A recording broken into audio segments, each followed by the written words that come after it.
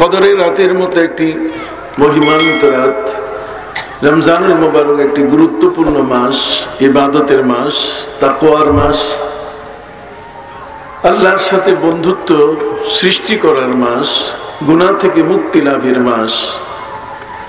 এই মাসটি আগমন বার্তা নবী করিম সাল্লাল্লাহু আলাইহি ওয়াসাল্লাম এই রজব মাসে, আজকের যে মাসটিতে আমরা মাহফিল করছি, নবী করিম সাল্লাল্লাহু আলাইহি ওয়াসাল্লাম মাহে রমজানের আগমন বার্তা তার দোয়ার মাধ্যমে উম্মতকে তিনি শুনিয়ে দিতেন, উম্মতের কাছে তিনি মেসেজ দিতেন। সুবহানাল্লাহ, সুবহানাল্লাহ। এই মাসটি আমাদের কাছে গুরুত্বপূর্ণ মাস, কারণ এ মাসের 27 তারিখ দিবাগত রাত বিশ্ববিজ্ঞানকে পরাজিত করেছে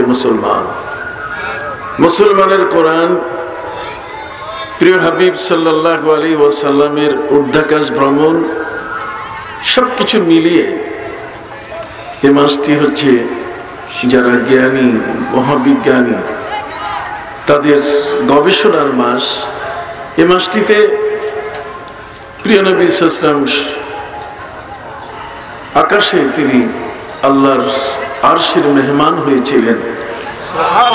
আরশে আজিমে আল্লাহ পাক রব্বুল আলামিন তাকে সেখানে ডেকে নিয়ে নানাবিধ বিষয়ে সান্ত্বনা এবং কিয়ামত পর্যন্ত যারা জগতে আসবে তাদের জান্নাতি হবার জন্য যত ধরনের ফর্মুলা, এর ম্যানিফেস্টো আল্লাহ পাক রব্বুল আলামিন তার প্রিয় হাবিব সাল্লাল্লাহু আলাইহি ওয়াসাল্লামকে দান করেছেন। অতএব এই জগতের মধ্যে আল্লাহ সুবহানাহু ওয়া তাআলা তার প্রিয় হাবিবের উম্মতের জন্য এই মাসটিতে তিনি এমন একটি বিষয়ের আয়োজন করেছেন যেটি আমাদের জন্য বড় ধরনের একটি উপহার। আর তা হলো নবী করিম সাল্লাল্লাহু আলাইহি ওয়াসাল্লাম পবিত্র মেরাজ থেকে যখন ফিরছিলেন, তখন আল্লাহ তাআলা আমাদের গুনাহ মাফির জন্য 50 ওয়াক্তের নামাজ তিনি ফরজ করে দিয়েছিলেন। 50 ওয়াক্তের নামাজ উম্মতের জন্য অনেক বড় কিছু।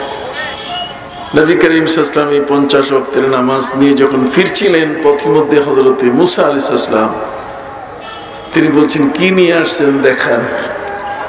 নবীজি বলছেন, আমি তো আল্লাহকে বলেছি আত্তাহিয়াতু লিল্লাহি ওয়াস সালাওয়াতু ওয়াত তাইয়্যিবাত, আল্লাহর পবিত্রতা, আল্লাহ পাক রব্বুল আলামিনের প্রতি আমি সম্মান জ্ঞাপন করতে গিয়ে তাকে অভিবাদন জানিয়েছি। আত্তাহিয়া ওয়া ইযা হুয়্যিতুম বিতাহিয়া, আল্লাহকে আমি অভিবাদন জানিয়েছি। আল্লাহ পাক রব্বুল আলামিন সে অভিবাদন গ্রহণ করেছেন এবং আমাকে আমার উম্মতের জন্য 50 ওয়াক্তের নামাজ উপহার দিয়েছেন, যাতে করে আমার উম্মতের এই পৃথিবীতে যেন কোনো গুনাহ বলতে গেলে কিছু না থাকে। আমি নবীর সফলতা, কিয়ামতের ময়দানে আমার উম্মত এক চান্সে জান্নাতে চলে যাবে।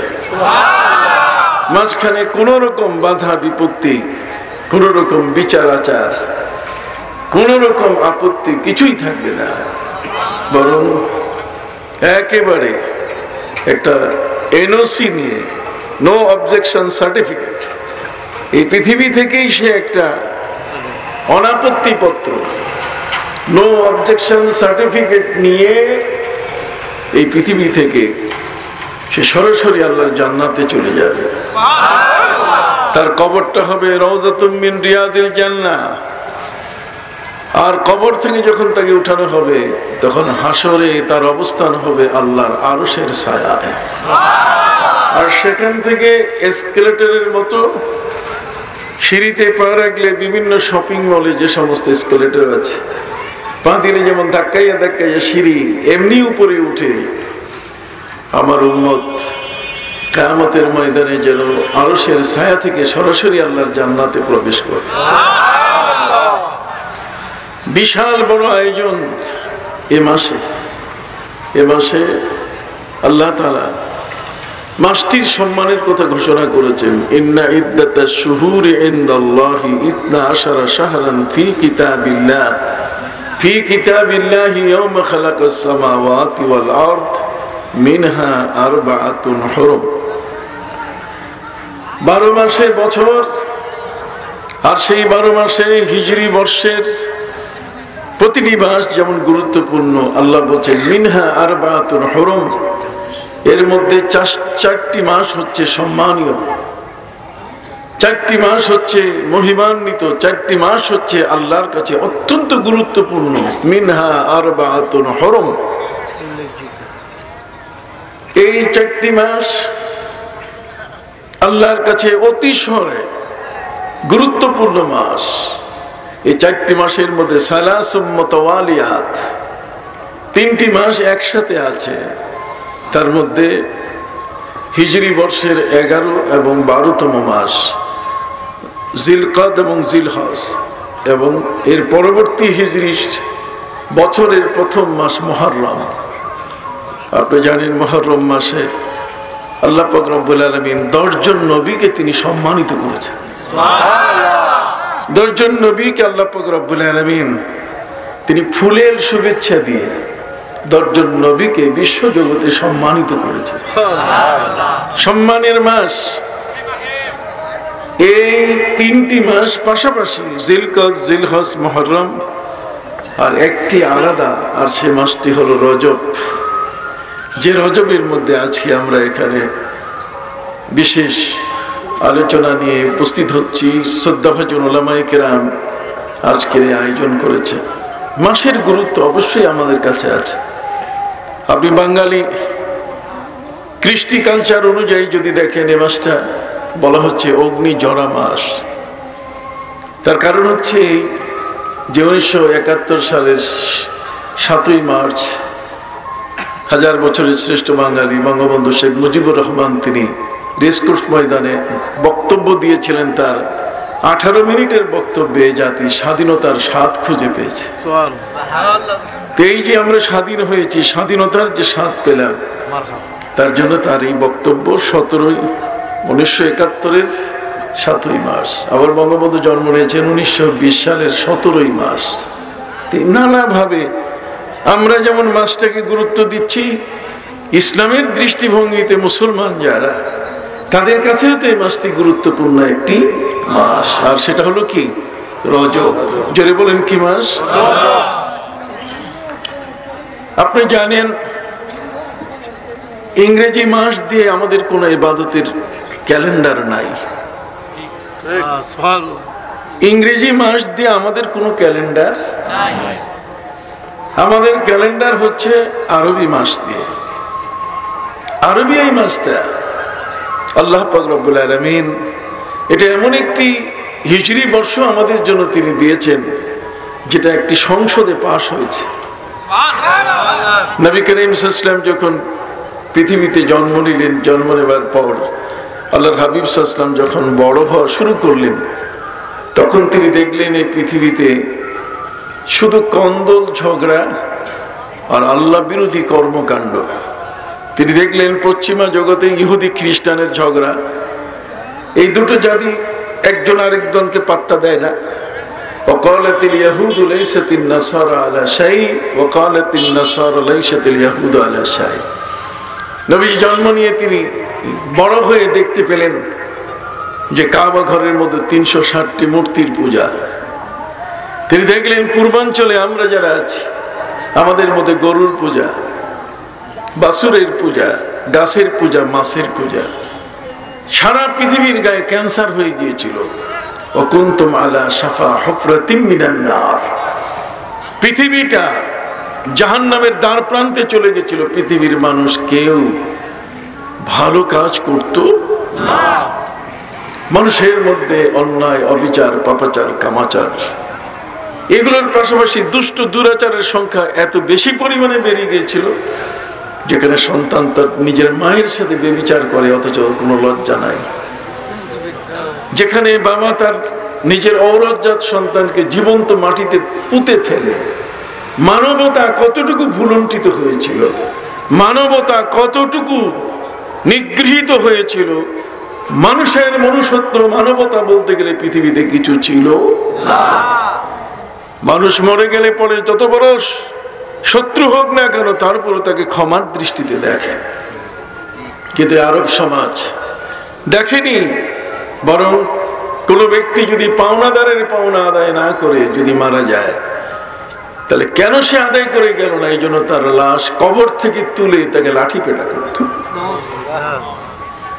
অসহায় হয়ে তার পরিবার, অসহায় হয়ে তার আত্মীয় স্বজনরা ফেল ফেল করে তাকিয়ে থাকতো, করার কিছু ছিল না। নবী করিম সাল্লাল্লাহু আলাইহি ওয়াসাল্লাম তিনি এই জগতের মধ্যে তাশরীফ এনে মানুষগুলোকে সভ্য বানানো শুরু করলেন। পৃথিবী আইসিইউতে চলে গেছে, লাইফ সাপোর্টে চলে গেছে, পৃথিবী আর বাঁচবে না, এটা ক্যান্সারে আক্রান্ত। শান্তির দূত প্রিয় নবী মুহাম্মদুর রাসূলুল্লাহ সাল্লাল্লাহু আলাইহি ওয়াসাল্লামের শুভাগমনে এই পৃথিবীর মোড় পরিবর্তন হলো। তিনি এই পৃথিবীটাকে নতুন আঙ্গিকে সাজাবার জন্য তার সবকিছু আয়োজন শুরু করে দিলেন। আল্লাহকে বললেন, আল্লাহ স্ট্যান্ডার্ড কোন ক্যালেন্ডার নাই যে ক্যালেন্ডারের উপর ভিত্তি করে দিন, মাস, বছর গণনা করা যাবে। মাস হবে কয় দিনে, সপ্তাহ হবে কয় দিনে, বছর হবে কয় মাসে? বিশাল প্রশ্ন। আরবদের মধ্যে কোনো মাসের হিসাব ছিল না। আরব যারা আছে তারা আজকের যে মূর্তির পূজা করত, কালকে আরেকটার, এইভাবে করতে করতে 360টি মূর্তির পূজা যেদিন শেষ হতো সেদিন তারা মনে করতে যে আমরা একটা বছর পার করেছি, তার মানে 360 দিন পার করেছি। এই 360 দিন পার করা পূজার মাধ্যমে তাদের বছর শুরু হতো পূজা দিয়ে, শেষ হতো কি? পূজা দিয়ে। কত বড় কঠিন একটি ব্যাপার। আল্লাহ বাদ দিয়ে আখিরাতের কথা ভুলে গিয়ে নিজের হাতের বানানো মূর্তি, এর পূজা পাঠ, এর সামনে মন্ত্র পড়ে তাকে পূজা করে আজকের যে মূর্তির পূজা কালকে সেটা নয়। ক্রমিক গতিতে 360তম এই মূর্তির পূজা হলে পরে তারা মনে করতে একটা বছর কি শেষ হয়েছে। এই অপসংস্কৃতি এখনো আছে। ইংরেজি বছরে 31st নাইট, 31শে ডিসেম্বর শৃঙ্খলা বাহিনী কঠিন ভূমিকায় চলে যান, রাত 10টার পরে যেন কাউকে রাস্তায় না পাওয়া যায়। এই রাতটা হলো কে কার ওড়না ধরে টানবে, কে কার ইজ্জত নষ্ট করবে। একটা বছর শেষ হচ্ছে, কোনো অনুশোচনা নাই, কোন রকম ভাবে উপলব্ধি নাই যে আমি বছরটা কাটলাম কিভাবে, আগামী বছরটা সুন্দর করব কিভাবে, এটার কোন রকম তার চিন্তাধারা। ঠিক অনুরূপ ভাবে এক বছরের পান্তা ভাত, পচা ভাত দিয়ে আরেক বছর আমরা শুরু করি। কি বলেন? পচা ভাত আর ইলিশ মাছ দিয়ে আমাদের বছর শুরু হয়। কতগুলো হচ্ছে দেশীয় সংস্কৃতি, আবার কতগুলো হচ্ছে অপসংস্কৃতি। অতএব ইসলাম এই পৃথিবীর মধ্যে আমাদের কাছে যে জ্ঞান ভান্ডার উপহার দিয়েছে, পৃথিবীর কোন ম্যানচেস্টার, পৃথিবীর কোন কেমব্রিজ, পৃথিবীর কোন অক্সফোর্ড, হার্ভার্ড ইউনিভার্সিটি, জগতের মধ্যে বিশ্ববিদ্যালয়ের বিশ্ববিদ্যা, বিশ্বের যত জ্ঞান ভান্ডার সব বিশ্ববিদ্যালয়ে আছে। এটা আলয়, এটা একটা ঘর, আলয় বিশ্ববিদ্যালয়। কত বিদ্যা থাকার, বিশ্বের সকল বিদ্যা যেখানে আছে, যে ঘরে থাকে, তাকে বলে বিশ্ববিদ্যালয়। কিন্তু মুসলমানকে আল্লাহ পাক রব্বুল আলামিন যে জ্ঞান ভান্ডার দিয়েছেন, সে জ্ঞান ভান্ডার অক্সফোর্ডের বিশ্ববিদ্যালয়ে নাই, কেমব্রিজের বিশ্ববিদ্যালয়ে নাই, ম্যানচেস্টারে নাই, পৃথিবীর কোন ইউনিভার্সিটিতে নাই। যে আল্লাহ পাক রব্বুল আলামিন মুসলমানদেরকে তার পবিত্র কোরআনের মধ্যে দান করেছেন। মহাগ্রন্থ আল কোরআনের মধ্যে বিশ্বজগতের এমন অজানা তথ্য আল্লাহ দিয়েছেন যা পৃথিবীর আজ পর্যন্ত কোন বিজ্ঞানী সেটা আবিষ্কার করার পাশাপাশি যেতে পারে না।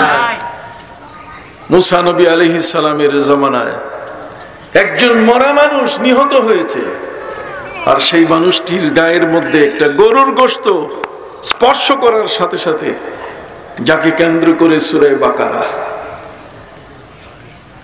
বাকারা, তার মানে গরু জবাই করো, নবী মুসা আলাইহিস সালামের কাছে গ্রামীণ মানুষরা, মারমুখী মানুষরা, 2 গ্রামের মানুষ, লাশের বাড়ি এক জায়গা, লাশ পাওয়া গেছে আরেক জায়গা।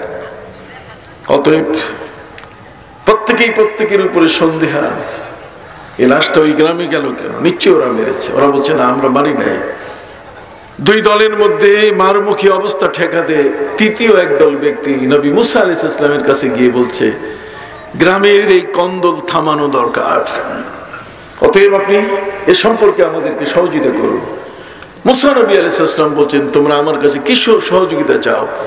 আপনি তো আল্লাহর সাথে কথা বলেন, কাজেই মালিকের সাথে একটু কথা বলে এই হত্যাকারীকে একটু বের করার ব্যবস্থা করে দেন। সুবহানাল্লাহ। হত্যাকারীকে বের করার জন্য একজন জগতের মধ্যে চরম দুষ্ট দুরাচার, মান কাতালা নাফসান বিগাইরি নাফসিন আও ফাসাদিন ফিল আরদ ফাকান্নামা কাতালান নাস জামিআ। কোন একজন ব্যক্তিকে কেউ যদি হত্যা করে, তাহলে সে সারা পৃথিবীর সকল মানুষকে হত্যা করেছে। কাজেই তাকে যেভাবেই হোক খুঁজে বের করতেই হবে। যেই সমাজের মধ্যে হত্যাকারী, এই খুনি মানুষটাকে বের করার ক্ষমতা কারো হাতে ছিল, আর সেই সময় মানুষ অসহায় হয়ে একজন নবীর কাছে এসে ধর্ণা দিচ্ছে, একজন নবীর কাছে এসে দাবি তুলছে যে আপনি আমাদের এই খুনি মানুষটাকে বের করে দেন। উনি বললেন, এই খুনি মানুষটাকে বের করতে গেলে আমাকে সেজদায় মাথা নত করতে হবে। সেজদায় মাথা নত করে আমার আল্লাহর কাছে আবেদন করতে হবে। আল্লাহ আবেদন করতে বলছেন, উদউনি আস্তাজিব লাকুম, অ্যাপ্লাই করো, রিপ্লাই পাবে। আল্লাহর কাছে কোনো বিষয় অজানা কি আছে? আল্লাহর চোখের আড়াল কি কিছু আছে?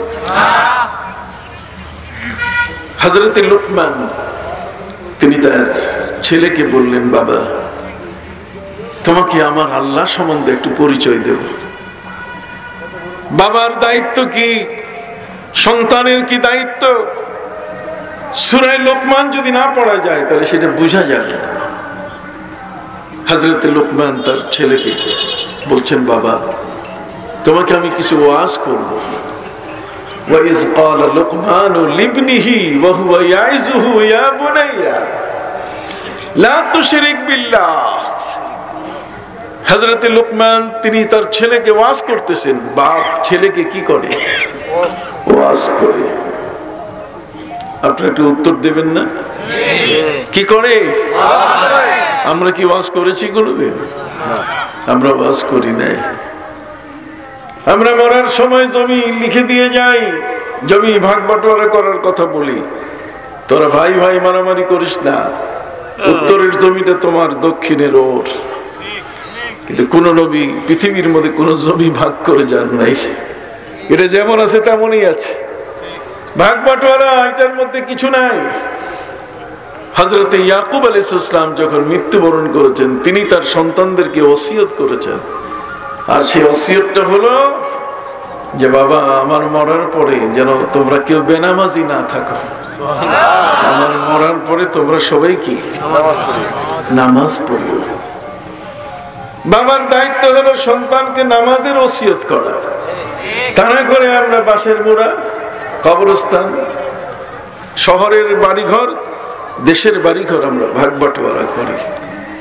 এটা তো আল্লাহ পরিষ্কার করে দিয়েছেন পবিত্র কোরআনে। পরিত্যাজ্য সম্পত্তি তারেকা, মৃত্যু পরবর্তী কে কতটুকু অংশ পাবে, পবিত্র কোরআন যে বন্টন করেছে। পৃথিবীতে আজ পর্যন্ত কোন মহাবিজ্ঞানী, পৃথিবীর মধ্যে এই জগতের মধ্যে কোন গণিত বিশেষজ্ঞ, সে যেই দেশেরই হোক না কেন, আমেরিকা হোক, ইউরোপ হোক, অস্ট্রেলিয়া হোক, সারা বিশ্বের সূর্যের উদয়াচল থেকে অস্তাচল পর্যন্ত পৃথিবীতে কোরআনের এই বন্টন নীতির বাইরে পৃথিবীর কেউ বন্টন নীতি আবিষ্কার করতে পারে। সুবহানাল্লাহ বলেন। যদিও দুঃখজনক ভাবে গত কদিন আগে একজন ব্রিটিশ নাগরিক প্রায় 40 লক্ষ পাউন্ড একটা কুত্তার নামে উইল করে দিয়ে গেল, একটা কুকুরের নামে। মানুষের চেয়ে কুকুরের মূল্য এত বেশি হতে পারে? নবী করিম সাল্লাল্লাহু আলাইহি ওয়াসাল্লাম বলেছেন, কুত্তা মারো। আমার রাসূলুল্লাহ সাল্লাল্লাহু আলাইহি ওয়াসাল্লাম বিকাতলিল কিলাব, মদিনায় কুত্তা নিধন শুরু হয়ে গেল। কুকুরের সাথে মানুষের উঠা বসা, কুকুরের সাথে এক বিছানায় শোয়া, কুকুরকে কোলে নিয়ে নিজের সন্তানের কোমরে ফিতা লাগিয়ে তাকে ডোরে চোরের মতো টেনে টেনে রাস্তায় নিয়ে আসা, এতে মানবতা নষ্ট হয়েছে, মানব মর্যাদা ক্ষুণ্ণ হয়েছে। পৃথিবীর মধ্যে দারুইনের মধ্যে একটা বেঈমান আমাদেরকে বলেছে আমরা নাকি বানরের জাতি। পৃথিবীর মধ্যে বানর হচ্ছে শয়তান। বানর এটা জঘন্যতম শয়তান, এটা চালাক। এক সাপুড়ে বানর আর সাপ আর ভাল্লুক নিয়ে খেলা দেখাতো।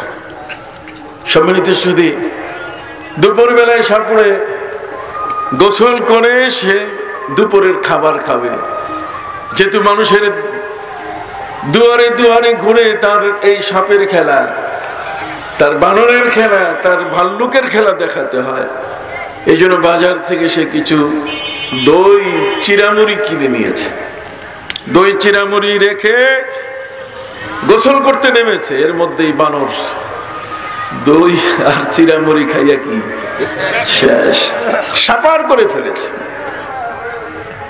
এটা খাওয়া শেষ করার পরে এখন বানর চিন্তা করছে যে আমার হাতে তো ওইগুলো লেখা আছে, এটা সব তো দই আর এখানে সেই মুড়ি, এখানে চিরার আলামত তো হাতে আছে, টিস্যু পেপার তো ব্যবহার করা জানে না, অতএব সে করবে কি? নিজেকে বাঁচাবার জন্য পাশে যে ভাল্লুক ছিল অনেক পশম গায়ে, তার মুখের দাড়িতে সব হাত একেবারে টিস্যুতে মুছে, যেরকম পুরা মুছে একেবারে সাদা বানাই দিছে। তার মানে সাপুড়ে যেন গোসল করে উঠে যেন দেখে যে আমি অপরাধী না, অপরাধীকে ভাল্লুক। এ ধরনের কিছু মানুষ আছে, কথা বলেন। ইহুদিরা টুইন টাওয়ার ধ্বংস করলো আর অপরাধটা মুসলমানের দাড়িতে মেখে দিল। এই ধরনের বেঈমান, এ ধরনের দুষ্ট দুরাচার পাপিষ্ট জগতের মধ্যে অসংখ্য। সম্মানিত সুধী ভাইরা আমার, আমাদের প্রিয় নবী সাল্লাল্লাহু আলাইহি ওয়াসাল্লাম, তার কাছে আল্লাহ পাক রব্বুল আলামিন এমন এক জ্ঞানের মহাভান্ডার আল কোরআন দিয়েছেন, যে কোরআনের আজকের এই তাফসীর, এই কোরআনের অন্তর্নিহিত জ্ঞান ভান্ডার, এটা ম্যানচেস্টারে নাই।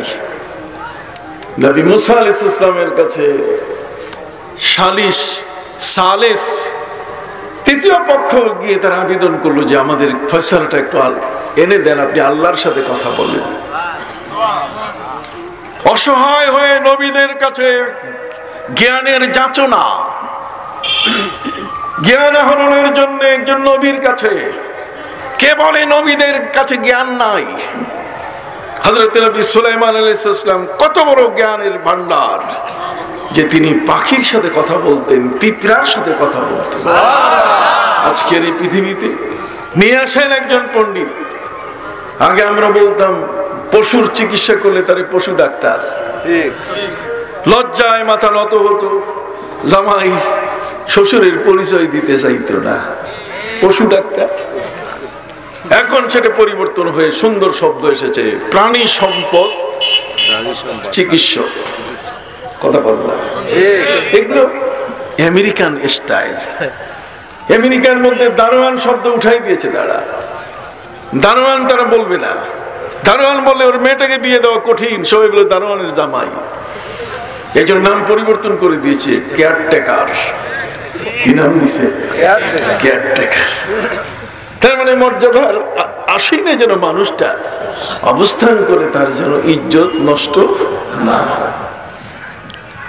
মানব জাতি, আমাদের প্রিয় নবী সাল্লাল্লাহু আলাইহি সাল্লামকে যে মহাগ্রন্থ আল কোরআন দেওয়া হয়েছে, আমি একটা একটা করে খুঁটি খুঁটি আপনাকে বলছি, দেখেন তো এগুলো পৃথিবীর কোন বিশ্ববিদ্যালয়ে পাওয়া যায় কি না।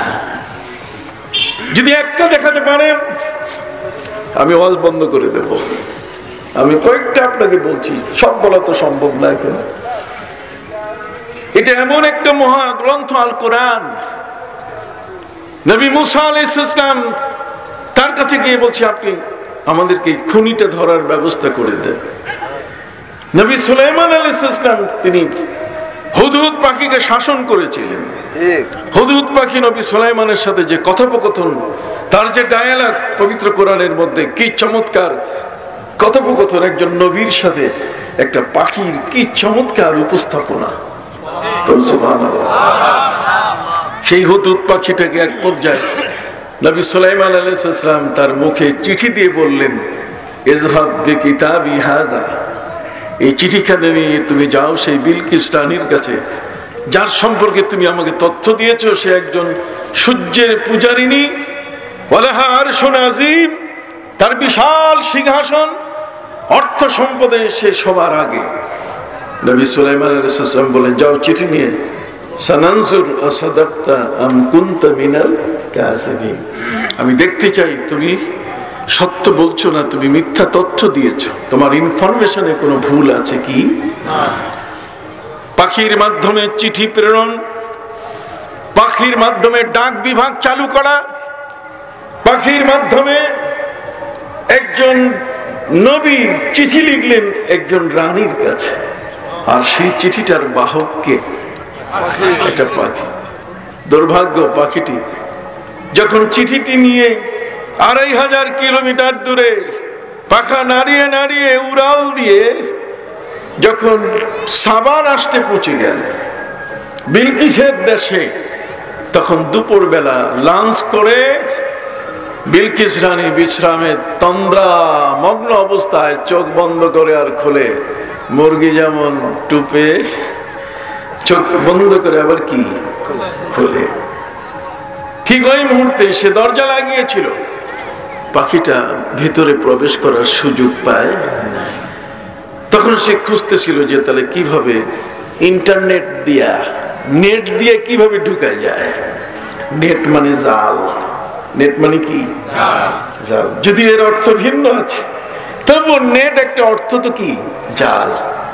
পাখিটি দেখলো যে নেট দিয়ে যাওয়া যায় কিনা, জালের ভিতর দিয়ে ঢুকে। সে দেখলো দরজা বন্ধ, জানালা বন্ধ, তবে উপরের যে ভেন্টিলেটর, ছোট ছোট ছোট ছোট ফাঁক, নেট ওখানে আছে। ওই নেট দিয়ে ঢুকেছে। ঢোকার পরে চিঠি বিলকিস রানীর বুকে ফেলে দিয়ে আবার নেটের কাছে গিয়ে ঘাড় বাঁকা করে দেখছে, দেখে নারী করে কি। সুবহানাল্লাহ বলে। একটা পাখি কিভাবে ঘরের মধ্যে, দরজা বন্ধ, অন্য দিক থেকে প্রবেশের চেষ্টা। পৃথিবীতে একটা চিঠি SMS করেন, ইমেল করেন, জিমেল করেন, কথা বলেন, সেন্ড করার সাথে সাথে চলে যাচ্ছে। কোন দরজা মানে না, জানালা মানে না, ঠাস করে মোবাইলে ক্রিং করে বেজে উঠতেছে। এই যে মহাবিজ্ঞান, নবীদের থেকে আবিষ্কার, এই জ্ঞান ভান্ডার নবীদের কাছে আল্লাহ দিয়েছেন। পিঁপড়ার সাথে নবী সুলাইমান আলাইহিস সালাম কথা বলেছেন। পিঁপড়া, ইয়া আইয়াতুহান নামলু দুখুলু মাসাকিনাকুম, নবী সুলাইমান আলাইহিস সালামের সিংহাসন আকাশে ভেসে আসছে। ভাসমান সিংহাসন, কারুকার্যমণ্ডিত, দেখতে নয়নাভিরাম, বিশাল, তার মানে নান্দনিক একটি বড় ধরনের সিংহাসন, যেখানে নবী সুলাইমান আলাইহিস সালামের সংসদ বসত। তার এই সংসদের এক পাশে 3.5 লক্ষ মানুষ, আরেক পাশে 3.5 লক্ষ জিন বসতে পারত। এত বড় কারুকার্য মণ্ডিত সিংহাসন, একটা দৃষ্টি নন্দন দেখার মতো এরকম সিংহাসন আসছে। ওই মুহূর্তে পিঁপড়ার রানী তার সমস্ত পিঁপড়াকে বলল, উদখুলু মাসাকিনাকুম, তোমরা সবাই গর্তের মধ্যে ঢুকো। জিন এই শব্দটি শোনার সাথে সাথে জিন পিঁপড়ার এই শব্দটা, ভাষাটা বুঝে। নবী সুলাইমান আলাইহিস সালামের কাছে বলছে, স্যার সালাম আলাইকুম। নবী সুলাইমান, আসসালামু আলাইকুম। আপনার সিংহাসনে তো কোনো অরুচিপূর্ণ কিছু নাই, কিন্তু পিঁপড়ার রানী তার সমস্ত পিঁপড়াগুলো এগুলো উপরে ছিল, এই সকল পিঁপড়াকে বলল, তোমরা গর্তের ভিতরে প্রবেশ করো, আপনার এই সিংহাসনের সাথে শত্রুতা পিঁপড়ার। নবী সুলাইমান আলাইহিস সালাম বললেন, যাও পিঁপড়ার ঠ্যাং ধরে অ্যারেস্ট করে আনো। পিঁপড়ার ঠ্যাং ধরে অ্যারেস্ট করে এনে নবী সুলাইমানের সামনে দেওয়া হলো। নবী সুলাইমান আলাইহিস সালাম জিজ্ঞেস করলেন, কিরে রানী, আমার সিংহাসনে কি কোনো ত্রুটি আছে? তুমি কেন তোমার পিঁপড়াগুলোকে গর্তের মধ্যে ঢুকতে বললে? পিঁপড়া রানী উত্তর দিল, হুজুর, নবী সুলাইমান আমাকে ক্ষমা করবেন, আপনার সিংহাসন এত সুন্দর, যদি কোনো ব্যক্তি, কোনো মানুষ, কোনো প্রাণী যদি দেখে, তাহলে সেটা চেয়েই থাকবে, পলকহীন নেত্রে, চোখের পলক মারবে না, এত সুন্দর। সে মোহিত হয়ে সেই দিকে তাকিয়ে থাকবে, অন্য কোনো দিকের খবর থাকবে না। আমি আমার এই পিঁপড়াগুলোকে আল্লাহর জিকির শিখেছি, হরদম আল্লাহর কি জিকির করে। আপনার এই সিংহাসন দেখলে, এই সুন্দর সিংহাসন দেখলে ওরা কিছু সময়ের জন্য হলেও গাফেল হয়ে যাবে, এরা অমনোযোগী হয়ে যাবে, আল্লাহর জিকির থেকে নিজকে বঞ্চিত করবে। এতে যেন এরা যেন বঞ্চিত না হয়, এই জন্য আমি তাদেরকে মাটির নিচে ঢুকতে বলছি। নবী সুলাইমান অবাক হয়ে গেলেন, হায় রে, প্রাণী জগতের কি চমৎকার খবর! প্রাণী জগতের মধ্যে একটা পিঁপড়া, সেও তো আল্লাহর কি করে, পবিত্র কোরআন কোট করেছে, ফাতাবাসসামা দাহিকাম মিন কাউলিহা। পিঁপড়া যে জিকির করে, অক্সফোর্ডের ডিকশনারিতে নাই। আপনার কথা বলেন না কেন? পিঁপড়া যে জিকির করে, এটা অক্সফোর্ডের ডিকশনারিতে, ম্যানচেস্টার বলেন, হার্ভার্ড ইউনিভার্সিটি বলেন, কেমব্রিজ বলেন, পৃথিবীতে বাংলা সংসদ অভিধান বলেন, বাংলা একাডেমির অভিধান বলেন, কোথাও নাই যে পিঁপড়া কি করে, জিকির করে। কিন্তু মহাগ্রন্থ আল কোরআনের বিশাল জ্ঞান ভান্ডার বলছে পিঁপড়া কি জিকির করে। নবী সুলাইমান আলাইহিস সালাম পিঁপড়ার জিকির শুনে, পিঁপড়া সে তার পিঁপড়ার রানী পিঁপড়াগুলোকে জিকির শিখিয়েছে, কত চমৎকার ব্যাপার। এই জন্য তিনি মিষ্টি হাসি দিলেন, মিষ্টি হাসি দিলেন, মুস্কি হাসি, তার মানে মিষ্টি হাসি, স্মাইল। ফাতাবাসসামা দাহিকাম মিন কাউলিহা, তিনি অট্ট হাসি দেন নাই, হা হা হা, এই হাসি দেন না, এই হাসি দিলে উযু নষ্ট হয়ে যায়। দাহাক ফালিয়াদহাকু কালিলা ওয়ালিয়াবকু কাসীরা, অট্ট হাসি বেশি দিও না, খবরদার। উযু করে যদি কেউ হা হা করে হাসে, নায়করাজ আব্দুর রাজ্জাক যদি হইয়া যায়, কত না, তাহলে কিন্তু তার উযু কি হয়ে যাবে, নষ্ট হয়ে যাবে। খেয়াল করেছেন? সম্মানিত সুধী ভাইরা আমার, এই জন্য কবি বলেছেন, প্রায় আমি বলে থাকি, ঝিঝি পোকা সর্বদাই ঝিঝি রব করে, ঝরঝর নরে বৃক্ষ অতি মৃদু স্বরে, ঝিমঝিম করে গিরি শুনিতে মধুর, আর কিছু নহে উহা কেবল জিকিরে প্রভুর। রাস্তার পাশে রাত্রবেলায় দুই পাশে জঙ্গলের গাছগুলোর ভেতর থেকে ঝিঝি শব্দ আসতেছে, এখন আসতেছে, কিন্তু ঝিঝি পোকা সর্বদাই ঝিঝি রব করে।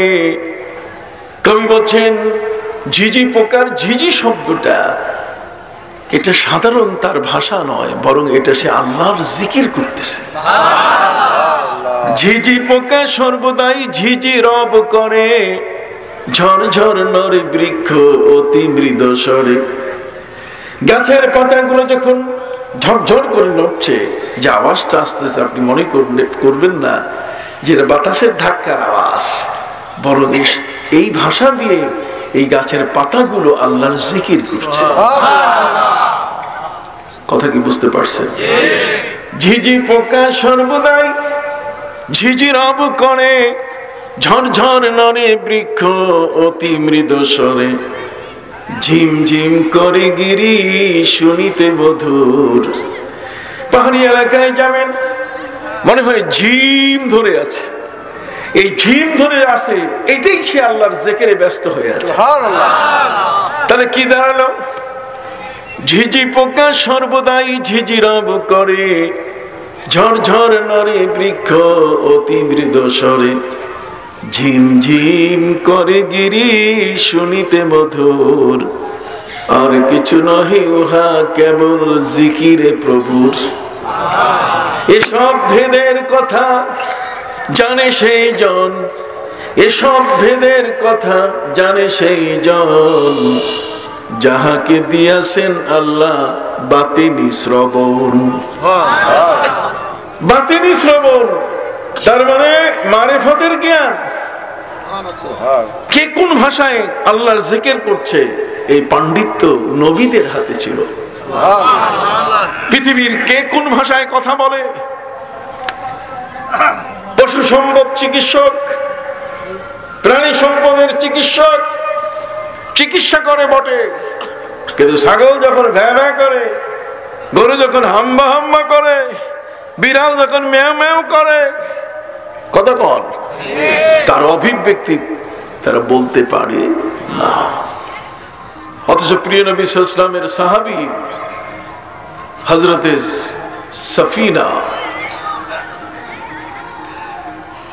সাফিনা মাওলা রাসূলুল্লাহ সাল্লাল্লাহু আলাইহি ওয়াসাল্লাম নবীজির একজন গোলাম। আমি একটা দরিয়া পার হচ্ছিলাম, সন্ধ্যেবেলায় দরিয়া পার হতে গিয়ে নদীর মাঝখানে প্রচন্ড ঝড়, ঘূর্ণিঝড়ের মধ্যে আমার নৌকাটা ভেঙে ডুবে গেল।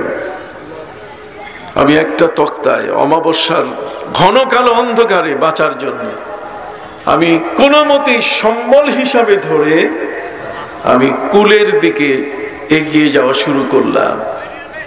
আমি যখন কুলের ভিড়লাম তখন দেখি সেখানে ফিহি আজিম্মাতুম মিনাল হাইয়া, অসংখ্য গণিত সাপ আমাকে দেখার সাথে সবগুলো ফেনা তুলে আছে, মনে হয় আমাকে আক্রমণ করবে।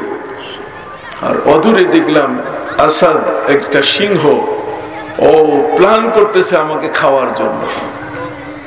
কন্যা এক বিপদ থেকে বেঁচে আরো মহা দুটো বিপদে আমি পড়ে গেলাম। একটা হলো সাপের আস্তানার মধ্যে আমি উঠেছি, আরেকটি হলো যে একটা সিংহ সেখানে আমাকে দেখে সে প্ল্যান করতেছে যে আমাকে ধরবে। ফাকুলতু ইয়া আবুল হারিস, আমি বাঘটাকে লক্ষ্য করে বললাম, রে আবুল হারিস। বাঘের নাম হলো আবুল হারিস, ওর ডাক নাম। বাঘের একটা কি আছে, ডাক নাম আছে, বুঝতে পারছেন? তো বাঘকে আমি ডাক দিয়ে বললাম, হে আবুল হারিস। হারিস শব্দের অর্থ হচ্ছে যে লন্ডভন্ড করে দেয়, তছনছ করে ফেলে, হাড় হাড্ডি ভেঙে চুরমার করে, তাকে বলে কি? হারিস। ইয়া আবুল হারিস ইন্নী মাওলা রাসূলুল্লাহ সাল্লাল্লাহু আলাইহি ওয়াসাল্লাম। আমি বাঘটাকে বললাম, রে বাঘ, তুমি আমার পরিচয় দাও, আমি মুহাম্মদুর রাসূলুল্লাহ সাল্লাল্লাহু আলাইহি ওয়াসাল্লামের একজন গোলাম, তুমি পরিচয় দাও। বাঘের সাথে কথা বলছে আমার নবীর উম্মত, নবীর গোলাম হযরত সাফিনা। ভাইরা আমার, ওই আফ্রিকার ইসলামের অভিযানে সেখানে মুসলমানরা যখন পারস্য সমুদ্র পাড়ি দিয়ে গেলেন, কালা মানুষের দেশ, সেই দেশের মধ্যে মুসলমানদেরকে কেউ ঘরে জায়গা দেয় নাই। সম্মানিত সুধী, সেখানে নবীজির সাহাবায়ে কিরাম তারা জঙ্গলের মধ্যে থাকার সিদ্ধান্ত নিলেন। জঙ্গলের মধ্যে থাকতে গিয়ে তারা নোটিশ করলেন, ইয়া আইয়াতুহাল হাশারাত, হে জঙ্গলের হিংস্র প্রাণীরা, নাহনু মিন আসহাবি রাসূলিল্লাহ সাল্লাল্লাহু আলাইহি ওয়াসাল্লাম ফাখরুজু মিনহা, রে জঙ্গলের প্রাণীরা, আমরা নবীজির সাহাবী, আজকে আমরা রাত থাকবো এখানে, তোমরা জঙ্গল ছেড়ে দিয়ে চলে যাও। চিন্তা করতে পারেন, এটা অক্সফোর্ড ডিকশনারিতে নাই। আপনি কি বুঝতে পারছেন? কিতাবখানা আল কোরআন ফেলে রেখেছি বাবা, এর ভিতরে যে কি আছে মহাসম্পদ আমরা কখনো ভাবি না। পৃথিবীর কোন বিশ্ববিদ্যালয়ে এই জ্ঞানের ছোঁয়াচও আপনি খুঁজে পাবেন না। যে কারণে ওই বিশ্ববিদ্যালয়, ওই সমস্ত জায়গায় লেখাপড়া করে তারা মানুষের উপর আক্রমণ করে, মানুষের জীবন নষ্ট করে, তাদের অবস্থা এমন যে নির্বিচারে বোমা মারে, স্কুল ধ্বংস হয়, শিশু মরে, নারী মরে, বৃদ্ধ মানুষ, অসহায় মানুষগুলো মারা যায়। হাসপাতালের ওই পা ভাঙ্গা মানুষটা যাকে রশি দিয়ে পাটা সোজা করার জন্য বেঁধে রাখা হয়েছে, সে লোকটার উপরে বোমের আঘাত আসে। অথচ আমার ইসলাম বলেছে ইল্লাল মুস্তাদআফিনা মিনার রিজালি ওয়ান নিসাই ওয়াল বিলদান।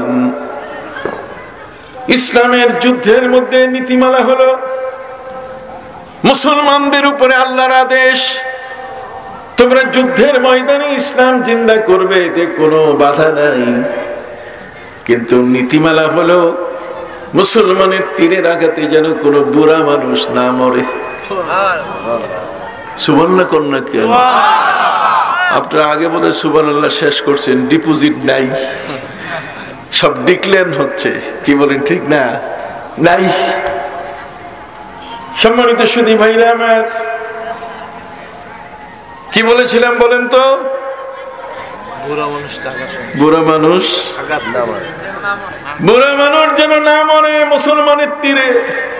রে ভাই, তীর মারে, গুলি করে, কার গায়ে লাগে? যে গুলি করে সে নিজে জানে না, শত্রু মনে করে যার গায়ে লাগে। কিন্তু ইসলামের নীতিমালা কত কঠিন। ইসলাম বলেছে একটা তীর যদি শত্রুদের গায়ে মারার জন্য কেউ নিক্ষেপ করে, টার্গেট ফেল করলে ওই জায়গা থেকে তার তীর কুড়ায় আনতে হবে। সম্মানিত সুধী, ইসলামে যুদ্ধ হয়েছে 96টা। কয়টা? এই 96টা যুদ্ধের রেকর্ডে নাই যে কোন মুসলমানের তীরের আঘাতে একজন বুড়া মানুষ মরছে। আর কি চান? ইসলামের ইতিহাস নাই এই চমৎকার, এই ধরনের ইতিহাস জগতের মধ্যে আর কার কাছে আছে? কোন জাতির কাছে আছে? সভ্য মুসলমানদের গায়ে ফ্যাকাশে ফর্সা হলে হয় না। নীতিমালা যার ঠিক নেই, আদর্শ যার ঠিক নেই, বিশাল বড় বড় ডিগ্রির মানুষ টেবিলে বসে থাকে, ঘুষ খায়। যে শিক্ষা তাকে ঘুষ থেকে বাঁচাতে পারলো না, যে শিক্ষা তাকে সুদ থেকে বাঁচাতে পারলো না, অর্থ আত্মসাৎ থেকে বাঁচাতে পারলো না, সে শিক্ষা হোক না অক্সফোর্ডের, সেটার কোনো মূল্য নাই। সে শিক্ষা হোক না ম্যানচেস্টারের, এটার কোনো মূল্য নাই। খেয়াল করছেন? ওই শিক্ষাই দরকার যেটা উম্মুল খায়ের তার কলিজার টুকরাকে দিয়েছিলেন, যা দিয়েছিলেন উম্মুল খায়ের ফাতেমা। হযরতে বড় পীর আব্দুল কাদের জিলানী রাহমাতুল্লাহি আলাইহির মা, তিনি বড় পীর আব্দুল কাদের জিলানীকে বলছিলেন, বাবা মিথ্যা বলবে না, সত্য বলবে। তোমার জামার ভেতরে 40টি মোহর দিলাম সেলাই করে, কেউ যদি জানতে চায় কি আছে তুমি বলে দিও 40টি মোহর আছে। as-sidqu yunji wal kizbu ইহলে অক্সফোর্ড ডিকশনারিতে নাই। সত্য মানুষকে বাঁচায় আর মিথ্যা মানুষকে ধ্বংস করে, এটা বাংলা একাডেমিতে, সংবিধানে নাই। কতক্ষণ না আমাদের ওই যে সংসদ বিধান, এটাতে কি নাই। আমি কি বুঝাতে চাচ্ছি আপনি তো অবশ্যই বুঝতেছেন। এই জন্যই নবীদের কাছে মানুষ এ কারণে ধর্ণা দিয়েছে যে একের পারফেক্ট পিওর জ্ঞান, একের অরিজিনাল যে জ্ঞানটা, এটা নবীদের কাছে আল্লাহ রেখে দিয়েছেন। এই জ্ঞানের মধ্যে কোনো ভেজাল নাই, এবং কোন নবী বাণিজ্যিক ভাবে কোনো জ্ঞান বিতরণ করেন। টাকা দিবে তারপরে জ্ঞান দিব, নাহলে খাতা আটকায় রাখবো, রেজাল্ট দেখবো বেটা কেমনে পাস করো, না কথা বলছে। বাণিজ্যিক ভিত্তিতে কোন নবী পৃথিবীর মধ্যে কোনো জ্ঞান বিতরণ করেন না।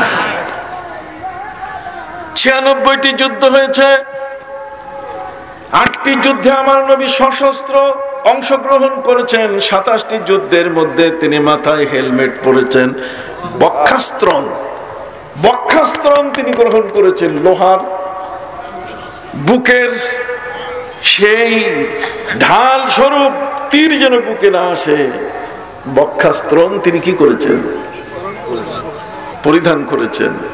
নবী করিম সাল্লাল্লাহু আলাইহি ওয়াসাল্লামের সাহাবায়ে কেরাম বাকি যুদ্ধগুলো মিলে 96টা যুদ্ধ আল্লাহ নীতিমালা দিয়েছেন যে মুসলমানের তীরের আঘাতে কোনো হাসপাতালে অসহায় কোনো বৃদ্ধ বয়সের ভারে যেটা নজু হয়ে গেছে, যার করার কিছু নাই, এই মানুষ যেন মারা না যায়। এরপরে ইল্লাল মুস্তাদাফিনা মিনার রিজালি ওয়ান নিসা, আল্লাহ বলছেন কোন নারীর যেন মৃত্যু না হয় মুসলমানের তীরের আঘাতে।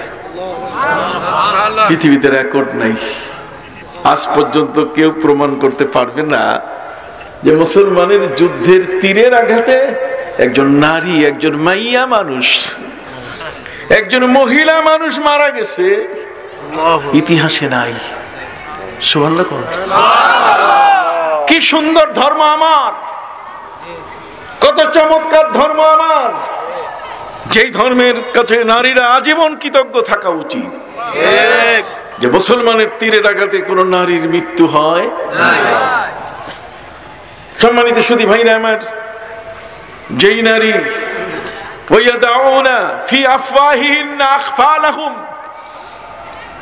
কোন নারীকে বিয়ে করে ঘরে আনলে প্রথম যে কাজটা করত ওই গ্রিকরা, গ্রিসের মানুষ, অ্যাথেন্সের মানুষ, ফ্রান্সের মানুষ, ওই ইউরোপের মানুষ যেটা করতো সেটা হলো প্রথম এসে বউর মুখে তালা লাগাই দিত।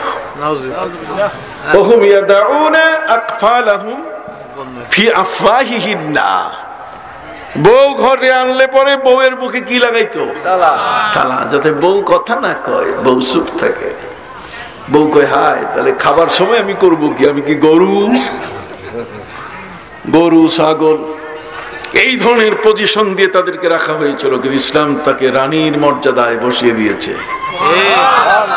তাদের পায়ের নিচে, মায়ের পায়ের নিচে সন্তানের কি মায়ের পায়ের নিচে সন্তানের বেহেশত, এটা অক্সফোর্ড ডিকশনারিতে নাই। আপনি সুবহানাল্লাহ কইবেন না? শুনে যান কোরআনের অবদান, শুনে যান ইসলামের মূলনীতি, ইসলামের আদর্শ। আপনার ধর্ম কত সুন্দর, সেই ধর্মের মধ্যে নারী জাতিকে বলা হয়েছে আন-নিসা ও শাকাইকুর রিজাল, নারীরা হচ্ছে পুরুষের দেহের অংশ। ওয়া খালাকা মিনহা যাওজাহা ওয়া খালাকা মিনহা যাওজাহা ওয়া মিন আয়াতিহি আন খালাকাকুম তোমাদেরকে তিনি সৃষ্টি করেছেন, তোমাদেরকে সৃষ্টি করা হয়েছে, অর্থাৎ নারী আর পুরুষ এটা দুটোর পাশাপাশি নারী সৃষ্টি হয়েছে পুরুষের থেকে। সম্মানিত সুধী, আল্লাহ পাক রব্বুল আলামিন জগতের মধ্যে পুরুষ এবং নারী পাশাপাশি সৃষ্টি করে আমাদের মধ্যে যে মানবতার মহান বন্ধন তৈরি করে দিয়েছে, নবী সাল্লাল্লাহু আলাইহি ওয়াসাল্লাম বলছেন খবরদার তোমাদের স্ত্রীকে কখনো পিটাইও না। কতক্ষণ না? স্ত্রীকে কি পিটাইও না, তাদের গায়ে হাত দিও না। ওয়াস্তাউসু বিন-নিসা, নারীদেরকে উপদেশ দিবে। কেন? ওরা কিন্তু বাঁকা হাড় থেকে তৈরি হয়েছে। এটা ম্যানচেস্টার ইউনিভার্সিটি বলতে পারে যে নারীরা তৈরি হয়েছে কি বাঁকা হাড় থেকে, ওদের গায়ে হাত দিও না। সুবহানাল্লাহ কোন? সম্মানিত সুধী ভাইরা আমার, পবিত্র কোরআন মাজিদে আল্লাহ পাক রব্বুল আলামিন বলেন, ইল্লাল মুস্তাদআফিনা মিনার রিজালি ওয়ান নিসাই ওয়াল বিলদান। মুসলমানের তীরের আঘাতে যেন কোনো শিশুর মৃত্যু রেকর্ড নাই। ৯৬টা যুদ্ধ হয়েছে, এই ৯৬টা যুদ্ধের মধ্যে মুসলমানের তীরের আঘাতে একটা শিশু মারা গেছে, পৃথিবীতে রেকর্ড নাই। খুঁজে আনো তোমরা তোমাদের এনসাইক্লোপিডিয়া, তোমাদের বড় বড় বিশ্ববিদ্যালয়ের বড় বড় বই পুস্তকগুলো নিয়ে আসো, তোমরা দেখাতে পারবে না। কি দাঁড়ালো আজকের আলোচনা? জিসটা কি দাঁড়ালো? এর শিখন ফলটা কি দাঁড়ালো? এর ফলটা দাঁড়ালো এই যে আমার কোরআন হচ্ছে এক জ্ঞানের মহাভান্ডার, আর সেই জ্ঞানের মহাভান্ডারটা আমাদের কাছে আছে। সেখানেই তথ্য দিয়েছেন আমার নবী সাল্লাল্লাহু আলাইহি ওয়াসাল্লামকে আল্লাহ তাআলা, ইন্না ইদ্দাতাশ শুহুরি ইনদাল্লাহি 12 শাহরান ফি কিতাবিল্লাহ। বছর হবে কয় মাসে? 12 মাসে। আজ পর্যন্ত পৃথিবীর কোন বিজ্ঞানী 11 মাসে বছর বানাইতে পারলো না, 13 মাসে বছর বানাইতে পারলো না। তাহলে আমরা ঠিক আছি না? না ওরা ঠিক? আমরা ঠিক। তাহলে আমরা যদি ঠিক থাকি তা আমাদের ঠিকটা কি সেইটা বাইর করা তো দরকার। আমার নবীজি আল্লাহর কাছে আবেদন করলেন, মাবুদ 12 মাসে বছর দিলেন, 4টা মাসকে আপনি সম্মানিত করলেন, বড় চমৎকার। পৃথিবীর সবচেয়ে বড় বড় ভালো কাজগুলো কোন কোন সময় হয় তার একটা লিস্ট আল্লাহ দিয়েছেন কোরআনে। আল্লাহ বলছেন, ওয়ায়াসআলুনাকা আনিল আহিল্লাহ কুল হিয়া মাওয়াকিতু লিন-নাসি ওয়াল হজ। হে নবী, যদি আপনাকে প্রশ্ন করা হয়, যদি আপনাকে জিজ্ঞেস করে কেউ যে আকাশের চাঁদ বাড়ে কেন কমে কেন, কখনো অমাবস্যা, কখনো পূর্ণিমা, আর কখনো কাল উরজুনিল কাদিম, এটি খেজুরের শাখা, এর ডালটা শুকিয়ে গেলে যেমন চিকন হয়, এই ডালটি চিকন হলে এই চিকন হওয়া এটা হয় কেন, এত ক্ষয় যায় কেন? সম্মানিত শুধু সূর্যের তো ক্ষয় নাই, কতক্ষণ না, কিন্তু চাঁদ বাড়ে কেন, চাঁদ কবে কেন? আল্লাহ তাআলা বলে দিলেন, নবী বলে দেন, এটা মুসলমান জাতির ইবাদতের চিরস্থায়ী ক্যালেন্ডার বানাই দিয়েছে। তার মানে নবীজি জিজ্ঞাসা করছেন যে আল্লাহ, এই যে 12 মাসে বছর দিলেন, একটা মাস গুনব কি কয় দিনে? 40 দিনে কি মাস হবে, না 50 না 60 না 70 দিনে? আল্লাহ বলছেন না, আকাশের চাঁদ বাড়া আর কমা এই দুইটার হিসাব, অমাবস্যা আর পূর্ণিমা, এই হিসাবের উপরে তুমি চাঁদের দ্বারা মাস গণনা করবে, তাতে দেখা গেল 29 অথবা কি 30 দিন। মাসের হিসাব নবীকে আল্লাহ দিয়ে দিলেন। আমরা মাসের হিসাব খুঁজে পেলাম, নবীজি বলেন যে আল্লাহ মাসটার একটু ছোট করে দেন। আল্লাহ বলছেন ঠিক আছে, দিয়ে দিলাম।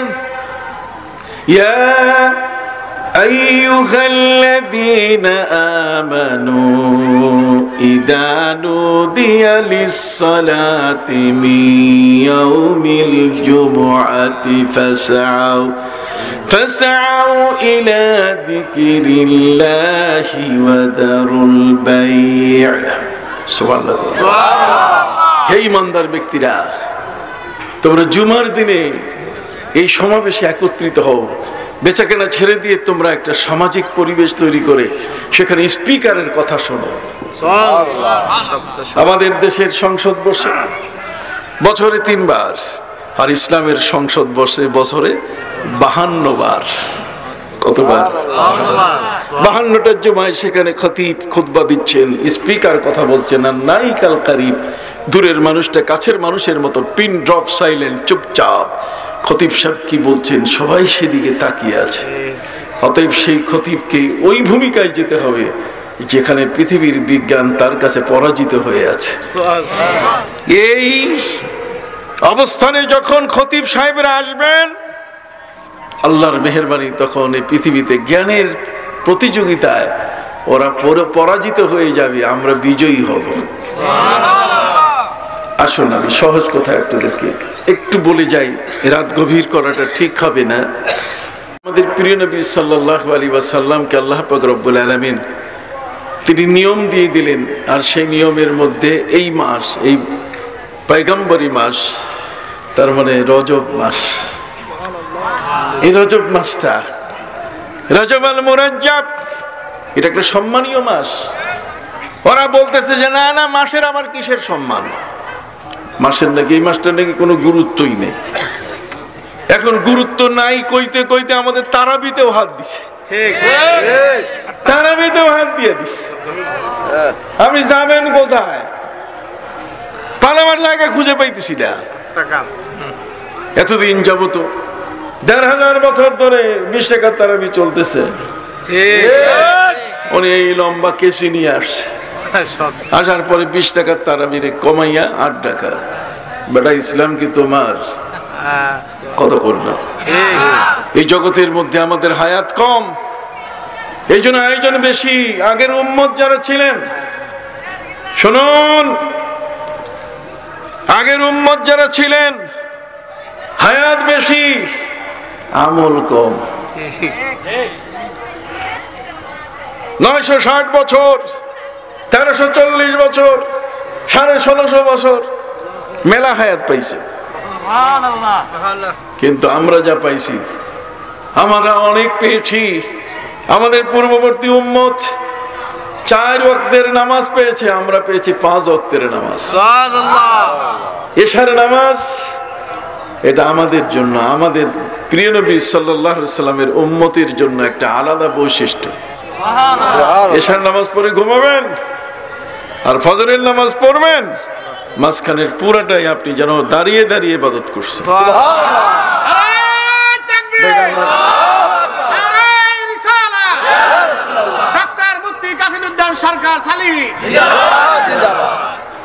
সম্মানিত সুধী ভাইরা আমার, আমরা আজকের রমজান মাস পেয়েছি।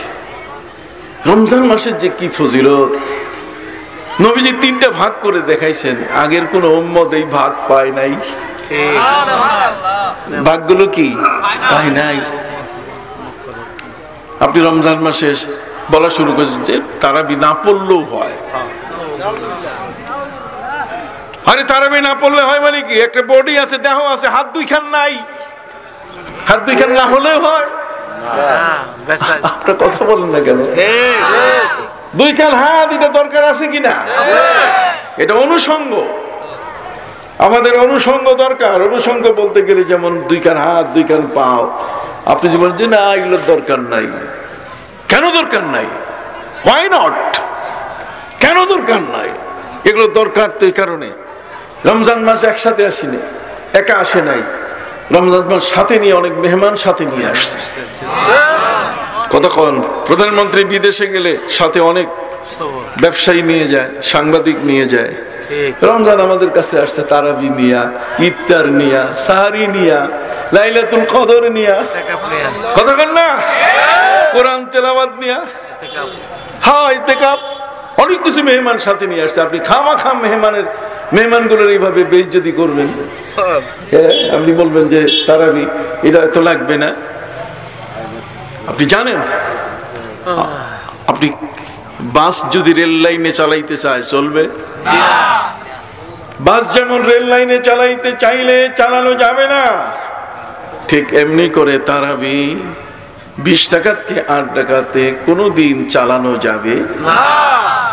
এদেশের মানুষ, এই যে জায়গাতে কথা বলছি, এখানে শ্রদ্ধাভাজন ঢাকা আলিয়ার প্রিন্সিপাল, জাতীয় মসজিদ বাইতুল মোকাররমের সম্মানিত খতিব, তিনি এখন অসুস্থ। আপনি জানেন, আমি তার খবর জানি, যেহেতু আমি ইসলামিক ফাউন্ডেশনের গভর্নর। আমাদের মাননীয় প্রধানমন্ত্রী জননেত্রী শেখ হাসিনা, তিনি আমাকে অনুগ্রহ করে, কেমনি আমার খবর পাইছে আমি জানি না, আমাকে তিনি গভর্নর নিযুক্ত করেছেন। অতএব পুরা ইসলামিক ফাউন্ডেশনের আমরা যারা গভর্নর, বোর্ড অফ গভর্নর্সের হাতে, সেক্ষেত্রে তিনিও কিন্তু আমাদের হাতে। এই জন্য খোঁজ নেবার সুযোগ হয়। বহু ব্যাংকে একসাথে আমরা কাজ করেছি হুজুরের সাথে, কথা বল। এই ধরনের একজন আলেম, ওনাকে জিজ্ঞেস করেন তো যে তারাবি কয় রাকাত, উনি কি 20 টাকাতে বলবে। বাংলাদেশে আপনি নতুন মৌলবী আসছেন, আমরা কিন্তু দুধ চিনি, আমরা রেড কাউ খাবো না, ও লাল দুধ, ওটা ইহুদিদের দুধ, ওটা খাইয়া মগজ নষ্ট করবো, রেড কাউ না। আমরা সে জাতি না যে গাই দেখবো সে গাইয়ের ওলানে মুখ দিব, সে তো ইহুদিদের পালিত হতে পারে, সে তো প্যাট্রোনাইজ হয়ে আসতে পারে। প্যাট্রোনাইজ দ্যাট মিন্স সে যত এজেন্ট হয়ে অন্যের টাকা খাইয়া আমার ঈমান নষ্ট করতে পারে। কি বলেন ঠিক কিনা? আমি জিজ্ঞেস করি আপনাকে, মান আমিলা সালিহান ফালিনাফসি, আল্লাহ বলেন যে ভালো কাজ করলো এটা তার নিজের উপকার। আমি 2টা সেজদা বেশি করলে কি বাধা আছে? কথা বল। যে হাদিস দিয়ে আপনি দলিল দিচ্ছেন সেটা সহিহ বুখারীর তাহাজ্জুদের চ্যাপ্টারে আছে। কিসের চ্যাপ্টারে? তাহাজ্জুদের। এটা তারাবির চ্যাপ্টারে নাই, আছে তাহাজ্জুদ। নবী করিম সাল্লাল্লাহু আলাইহি ওয়াসাল্লাম রমজান মাস ছাড়া তাহাজ্জুদ সারা বছর চলে কিনা? চলে। আপনারা আমার সাথে কি গোসরা হয়েছেন নাকি? বলেন তো, তাহাজ্জুদ নামাজ সারা বছর চলে না শুধু রমজানে? সারা বছর।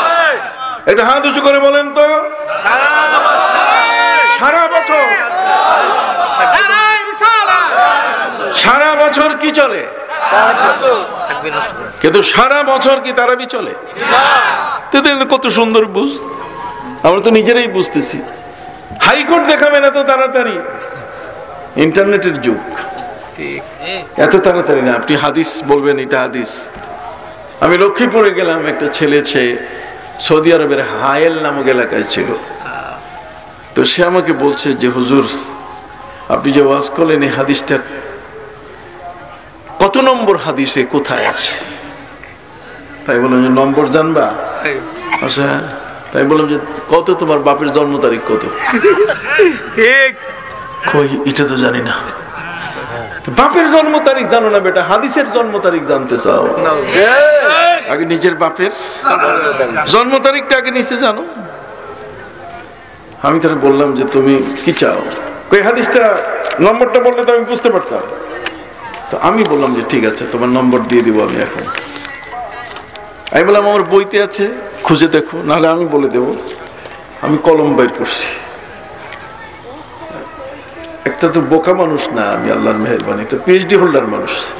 তা আমি এখানে একেবারে গাড়ির পাশে বসে জানলার পাশে আসতেও আমি লিখে দিলাম ওয়া ইন্না মিনাল বায়ানি লা সাহরা।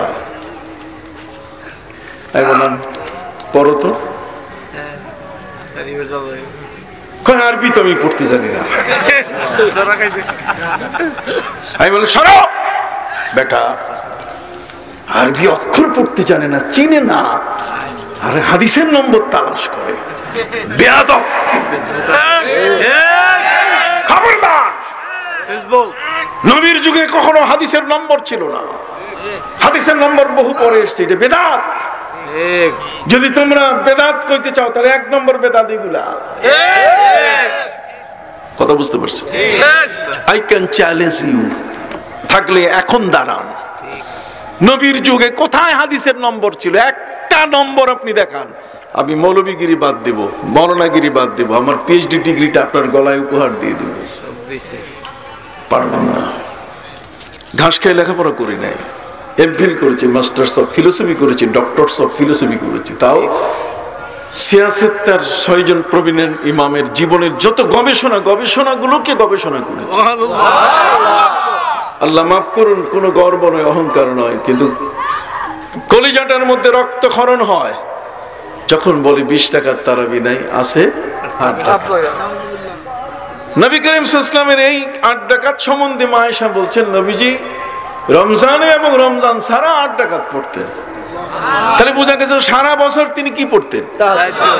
তাহাজ্জুদ পড়তেন। এটা তাহাজ্জুদের চ্যাপ্টারে আছে, এত বড় পরিষ্কার লেখা ক্যাপিটাল লেটারে। তারপরে চোখ বন্ধ সুম্মুম বুকমুন উমিয়ুন ফাহুম লা ইয়ারজিউন, তারপর চোখে দেখে না। ফাইন্নাহা লা তা'মাল আবসার, আসলে ওদের চোখ নষ্ট হয় নাই, ওয়ালাকিন তা'মাল কুলুবুল্লাতী ফিস সুদুর, ওদের কলবটা নষ্ট হয়ে গেছে। শত্রুতা নয়, শত্রুতা নয়, সত্য কথা বের করা। অতএব সম্মানিত সুধী ভাইরা আমার, ওমরে ফারুকের চেয়ে কি আমরা বড় কোনোদিন দাবি করতে পারবো?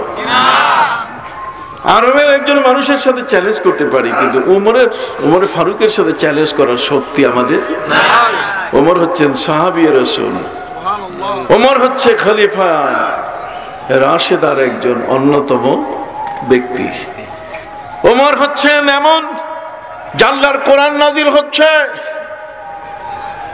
23টা জায়গায় নবীর কাছে যে কোরআনের আয়াত আসবে সেটা আগে উমরের কলবে চলে আসছে।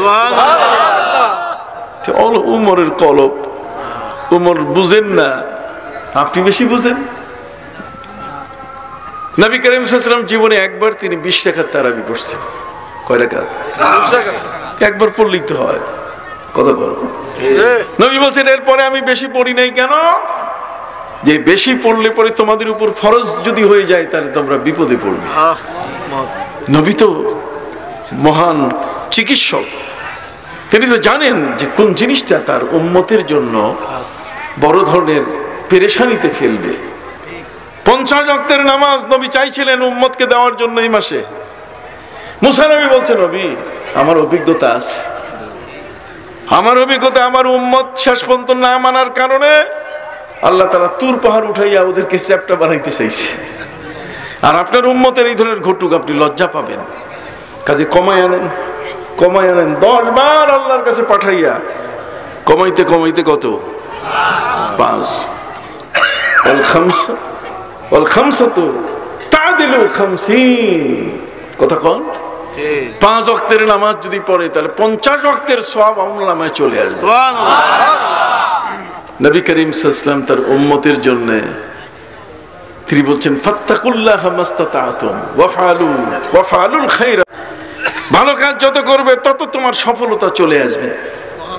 হযরত ওমর রাদিয়াল্লাহু তাআলা নবীজির পরে তিনি 20 রাকাত তারাবি বলে করে চালু করলেন। হযরত উবাই ইবনে কাব রাদিয়াল্লাহু তাআলাকে ইমাম বানালেন। সুবহানাল্লাহ। হযরত উবাই ইবনে কাব রাদিয়াল্লাহু তাআলাকে ইমাম বানাইয়া, উবাই ইবনে কাব সাহাবী, যিনি 20 রাকাত চালু করলেন তিনিও কি সাহাবী। উমর চালু করলেন আর তুমি 8 রাকাত নিয়ে আসো। তুমি নাসিরউদ্দিন আলবানীর গোষ্ঠী, তুমি ইবনে তাইমিয়ার গোষ্ঠী। তোমার নাসিরউদ্দিন আলবানী তার বাপ ছিল হানাফি, সে আলবেনিয়ার মানুষ, ইউরোপের মানুষ। কথা কন? তার বাবা হানাফি মানুষ, ঘড়ির মেকার ছিলেন। কি ছিলেন? ঘড়ির মেকার। তিনি চলে এসেছেন, আসার পরে ছেলেটাকে পথে রাখার জন্য, নাসিরউদ্দিন আলবানী এই ছেলেটাকে পথে রাখার জন্য তিনি কুদুরি, ইসলামের হানাফি মযহাবের যে বইগুলো এগুলো তাকে পড়াবার চেষ্টা করছেন। এই ফাঁকে ফাঁকে যাইয়া ওই যে নাম কাটে যে কাজ করলে ওইটাতে যায়, ইবনে তাইমিয়ার মজলিসে যায়, ইবনুল জাওজির মজলিসে যাইয়া শেষ এই সব উল্টাপাল্টা শেখা শুরু করলো। এই জন্য খবরদার, শিক্ষকও হিসাব নিকাশ করে রাখতে হবে। আমির মুআবিয়া রাদিয়াল্লাহু তাআলা আনহু তিনি একজন সাহাবী, কোনো সন্দেহ নাই, কিন্তু ছেলেটাকে পড়াইতে দিয়েছেন ইহুদিকে। ইয়াজিদকে ইহুদির হাতে ছেড়ে দিয়েছেন পড়াবার জন্য, যে ইহুদি মাস্টার পড়াবে।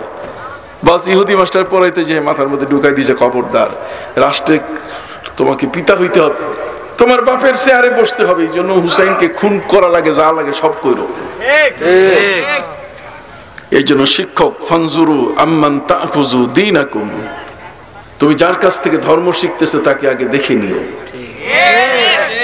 হযরত উমর রাদিয়াল্লাহু তাআলা আনহু প্রায় লক্ষের অধিক সাহাবায়ে কেরামকে নিয়ে তাদের চোখের সামনে তিনি 20 রাকাত তারাবি চালু করে বললেন, নি'মাতিল বিদআতু হাযি, এটা কত উত্তম বিদআত। সুবহানাল্লাহ। তাহলে বিদআত উত্তম হয়, বিদআত কি হয়? উত্তম হয়। তাহলে বিদআত আছে কতগুলো বিদআত? বিদআতে হুদা, কতগুলো বিদআত আছে ওয়াজিব। বিদআত না করলে ধর্ম টিকবে না। ঠিক। বেদাত না করলে ধর্ম কি টিকবে না। সেটা হলো ব্যাকরণ, নাহু সরফ। কিভাবে আপনি জবর দিবেন, জের দিবেন, পেশ দিবেন, এটা না পড়লে আপনি কোরআনের গুরু রহস্যটা বের করতে পারবেন না। এই জন্য আমার বন্ধুরা সারা দেশে যারা মাদ্রাসা করতেছেন, আমরা যারা করি, তাদের উদ্দেশ্য হলো যেটা নতুন প্যাটার্ন দেখেন না, ক্যাডেট মাদ্রাসা, ক্যাডেট মাদ্রাসা, ক্যাডেট। নবীর যুগে ক্যাডেট ছিল, চোখে পড়ে না কতক্ষণ না। এই নতুন নতুন নাম দিয়া আপনি বাণিজ্যিক করে ফেলেছেন। এটা কি নবীর যুগে ছিল? তাহলে বেদাত তো আপনি করেন, আমরা তো করি না। বেদাত কাকে বলে? বেদাত হচ্ছে যে কাজটা নবীর যুগে ছিল না, আমি এখন যদি করি তাহলে ধর্মটা ক্ষতিগ্রস্ত হবে, এর নাম বেদাত। আর যে কাজটা করলে পরে ধর্মের কি হবে? উপকার হবে, সেটা কি নয়? বেদাত নয়। এরকম বেদাত হযরত বেলাল রাদিয়াল্লাহু তাআলা করছেন। বেলাল রাদিয়াল্লাহু তাআলা বেদাত করছেন, নবীজি অনুমোদন দিয়ে দিয়েছেন। আযান কেমনে হবে? নবী বৈঠক ডাকলেন, সাহাবায়ে ইকরামের একদল বললেন হুজুর ঘন্টা বাজাই। সাহাবায়ে ইকরাম বললেন না, ঘন্টা ইহুদিরা বাজায়, আমরা এই কাজ করব না। একদল বললেন আগুন জ্বালাই, ধোঁয়া দেখে মানুষ নামাজে আসবে। সাহাবীরা বলেন এটা আগুন পূজারীর কাজ, আমরা করব না। একদল বলছে তাহলে লাঠির উপরে লাঠি মারি, আরেক দল বলছে না, এটা ইহুদিদের কাজ। বাস ওই দিন যার যার বাড়িতে চলে গেছে নামাজ পড়ার জন্য। নবীজি হযরত বেলাল রাদিয়াল্লাহু তাআলা বললেন, ইয়া বেলাল ফানাদিম বিসসালাহ, বেলাল নামাজের জন্য মানুষকে ডাকো। উনি মানুষের বাড়িতে বাড়িতে যাইয়া বলছে আসসালাতু কায়িমা আসসালাতু জামিয়া, নামাজ দাঁড়িয়ে গেছে, আসেন। এই পদ্ধতি চালু থাকলে একজন মুয়াজ্জিনও চাকরি করতো না।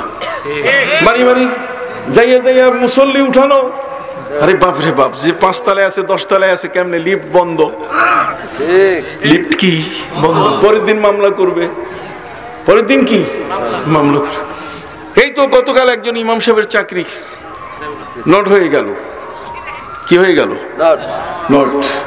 আমার কাছে ফোন করেছে যে হুজুর আমার বাপ নাই, আমার মা নাই, আমি ইমাম মানুষ, মসজিদের চাকরি করি, মসজিদটা আমার সভাপতি সাহেব আমার কইছে যে আগামীকাল থেকে আপনি নামাজ পড়াবেন না। আমি বললাম যে তোমার অপরাধ কি, সত্য কথা বলো। কয় না না না, আমার খতিব অপরাধ করছে, তারে বাদ দিছে, ওর সাথে আমারও কইয়ে দিছে তুমিও যাও। তাই বললাম তোমার মসজিদটার অবস্থা বলো তো। কয় এটা ওয়াকফ স্টেটের আন্ডারে। কার আন্ডারে? ওয়াকফ স্টেটের আন্ডারে। তাই বললাম ইসি নম্বর দাও। ওয়াকফ স্টেটের একটা কি আছে নম্বর আছে না, মতোয়ালি একাই করে, কাউকে পাত্তা দেয় না। আমি সাথে সাথে ধর্ম মন্ত্রণালয়ে ফোন করলাম, যেহেতু আমি ইসলাম ফাউন্ডেশনের গভর্নর, কথা বুঝেন নাই, আলেমদের একটা আস্থার জায়গায় আমি বসে আছি। অতএব সাথে সাথে ধর্ম মন্ত্রণালয়ে আমি ফোন করলাম যে একটু এই লোকটা, যেহেতু ধর্ম মন্ত্রণালয়ের আন্ডারে হচ্ছে ওয়াকফ, এই মসজিদটা পুরো ওয়াকফের আন্ডারে, ওয়াকফ প্রশাসকের আন্ডারে, কাজে প্রশাসককে একটু বলেন মতোয়াল্লিকে যেন কোনো অবস্থাতেই যেন চাকরি না যায়। বাস সাথে সাথে আমার কাছে বললো যে আপনি পুরো ঠিকানা দিয়ে দেন। ধর্মমন্ত্র আমি দিয়ে দিলাম। তারা মতোয়াল্লির কাছে ফোন করে বলছে খবরদার, এর চাকরি যাবে না, আপনার মতোয়াল্লিগিরি যাবে, কিন্তু ইমামের চাকরি যাবে না। এই যে বলে দিছি, এই যে গভর্নর হিসাবে একটা সাথে সাথে কাজে লেগেছে। কথা বুঝতে পারছি? আমরা কাজ করছি ইনশাআল্লাহ।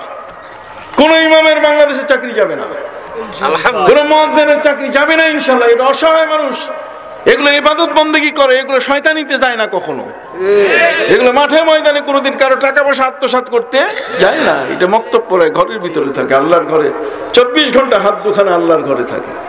আর কিছু দুষ্ট দুরাচার এদের উপরে অবিচার করে। এই জন্যই আমরা ইনশাআল্লাহ সে আইনটা করতে যাচ্ছি, যাতে কোনো মুয়াজ্জিন ইমামের অনাহুত অন্যায়ভাবে যেন তাদের উপরে কেউ হাত দিতে না পারে। সুবহানাল্লাহ বলো। এবং ওয়াকফের আন্ডারে যত জমি জায়গা আছে, টাকা পয়সা কি আছে, এটা দিয়ে বেতন কিছু দেওয়া যায় কিনা, এটাও আমরা চিন্তা ভাবনা করতেছি। 3.5 লক্ষ মসজিদ আমরা রেজিস্ট্রেশনের আন্ডারে নিয়ে আসতেছি। ঝগড়া করে মসজিদ বানাবে, একটার পাশে আরেকটা পারবে না। আমাদের খালি খবর দিন, আপনি খালি খবর দেন যে একটা মসজিদ থেকে 10 হাত দূরে, 50 হাত দূরে আরেকটা মসজিদ করছে, খবর দেন আমাদের। হবে না, আর ইনশাল্লাহ হবে না। তার কারণ হচ্ছে এখন ওই মগের মুল্লুক নাই, আমরা কিন্তু এখন জেগে উঠেছি। যা হোক সম্মানিত, শুধু যে কথাটি আপনাদের কাছে বলতে চাই, হযরতে ওমর ফারুক রাদিয়াল্লাহু তাআলা আনহু তিনি লক্ষাধিক সাহাবায়ে কেরামকে নিয়ে 20 টাকার তারাবি কি করছেন? তাহলে সাহাবীরা সবাই তারাবি বললেন 20 টাকা, আর তুমি 1500 বছর পরে এসে আমাদেরকে বলতেছো 8 রাকাত। কাকে মানবেন? হযরতে ওমরকে মানবেন? লক্ষাধিক সাহাবীকে মানবেন? না, এই 8 রাকাত ওয়ালারে মানবেন। জোরে বলেন, কাকে মানবেন? হযরতে ওমরকে। আমি কি আপনাদের কাছে পরিষ্কার করতে পারছি? শুধু আজকে বলা নয়, বরং আমার ঠিকানা দেবেন। যদি তাদের কোনো বক্তব্য থাকে, আমি ঢাকায় থাকি, আমার কাছে আমার দরজা ওপেন, আমি তাদেরকে কোনো অসম্মান করব না। আমি সম্মানের সাথে তাদেরকে বরং আসা যাওয়ার ভাড়া পর্যন্ত দিয়ে দিব। কথা বুঝতে পারছেন? এই অসত্যটাকে তারা প্রমাণ করতে পারবে না। মিলাদ নাই, কিয়াম নাই, এখন যাবেন কই? মহামান্য রাষ্ট্রপতি তো মিলাদ কিয়ামের উপরে জাতীয় গেজেট প্রকাশ করে ফেলেছে। এই নারায়ণগঞ্জে, কোথায়? নারায়ণগঞ্জের উপর একটা বিচার হয়েছে, আপনারা জানেন কি? এই বন্দরে বিচার হয়েছে। সেখানে কিন্তু সশ্রম কারাদণ্ড হয়ে গেছে, যেহেতু যারা মিলাদ পড়ে তাদেরকে বলছে যে এরা জাহান্নামী। এই একটা শব্দের এখন তো আরো বড় কঠিন। এখন মহামান্য রাষ্ট্রপতি বঙ্গবন্ধু শেখ মুজিবুর রহমান তিনি বলছেন ঈদে মিলাদুন নবী এবং শবে বরাত আর শবে কদর, এই তিনটা যেদিন হবে সেদিন বাংলাদেশের সিনেমা হলগুলো বন্ধ হবে, বন্ধ থাকবে। আমরা চাচ্ছি, আমি একটি ফাইল নিয়ে মাননীয় প্রধানমন্ত্রীর কাছে যাব, যে আপনার বাবা বলছেন কাজে ওই দিনে সারা দেশে যেন সিনেমা বন্ধ থাকে। কি বলেন, ঠিক কিনা? আমরা ভালো কাজগুলো নিয়ে উপস্থাপন করব, নিশ্চয়ই তিনি সেটা অনুমোদন দেবেন। কাজের সুযোগ রয়েছে। সম্মানিত শুধু আপনাদের খেদমতে আরজ করতে চাই, আমাদের পূর্ববর্তী উম্মত যারা, তাদের হায়াত ছিল লম্বা কিন্তু আমল ছিল ছোট, আর আমাদের হায়াত কম কিন্তু আমল কি স্পেন্ড অনেক বড়। আমরা যদি কদরের নামাজ পড়ি, আল্লাহ পরিষ্কার ভাষায় পবিত্র কোরআনে বলে দিয়েছেন লাইলাতুল কদরি খায়রুম মিন আলফ শাহর, যাতে আপনি কোনোদিন এর অপেক্ষা করতে না পারেন। আল্লাহ বলে দিয়েছেন 1000 মাসের চেয়ে কি। এখন আপনি ক্যালকুলেটর বাইর করেন, 1000 মাস কয় দিন কয় মাস হয় আপনি বাইর করেন। 83 বছর 4 মাস একটা মানুষ নিরঙ্কুশ ভাবে একটা রাতে যদি ইবাদত করে, নবীজির উম্মত আল্লাহ তাআলা তার ভাগ্যের দুয়ার খুলে দিয়েছেন। নবী করিম সাল্লাল্লাহু আলাইহি ওয়াসাল্লাম বলেছেন আলা আদুল্লুকুম আলা মা ইয়ামহুল্লাহু বিকুমুল খাতায়া, আমি তোমাদেরকে বলবো না যে তোমাদের গুনাহগুলো কিভাবে ঝরে পড়ে যায়। সাহাবায়ে কেরাম বলেছে হুজুর অবশ্যই। যখন তোমরা হাত ধুইবে, হাত ধুইলে পরে হাতের গুনাহ ঝরে পড়ে যায়। আও আখিরে কাতরাতিম মিনাল মা, মুখ ধুলে মুখের গুনাহ ঝরে পড়ে যায়, পা ধুইলে পায়ের গুনাহ কি শুধু তাই নয়, বলো এই ব্ল্যাক মানি হোয়াইট মানি করে না পলিসি, দেখেন আল্লাহর কত চমৎকার। আল্লাহ বলেন ইল্লা মান তাবা ওয়া আমানা ওয়া আমিলা আমালান সালিহা উলাইকা ইউবাদদিলুল্লাহু সাইয়্যাতিহিম হাসানাত। যদি তওবা করেন, গুনাহ করেছেন, অপরাধ করেছেন, রমজান মাস শাহরুত তওবা, তওবা যদি আপনি করেন, তওবার দুয়ার আল্লাহ আমাদের জন্য খুলে রেখেছেন। কি চমৎকার! কিয়ামতের সূর্য পশ্চিম দিকে উঠার আগ পর্যন্ত উম্মতের জন্য তওবার দুয়ার খোলা। তাই বলে গুনাহ করবেন তা না। কতক্ষণ ফাসাব্বিহ বিহামদি রাব্বিকা ওয়াস্তাগফির ইন্নাহু কানা তাওয়াবা। নবী বলেন ইন্নী তুবতু ইলাল্লাহ ফি কুল্লি ইয়াউমিন 100 মাররা ওয়া ফি রিওয়ায়াতিন উখরা 70 মাররা।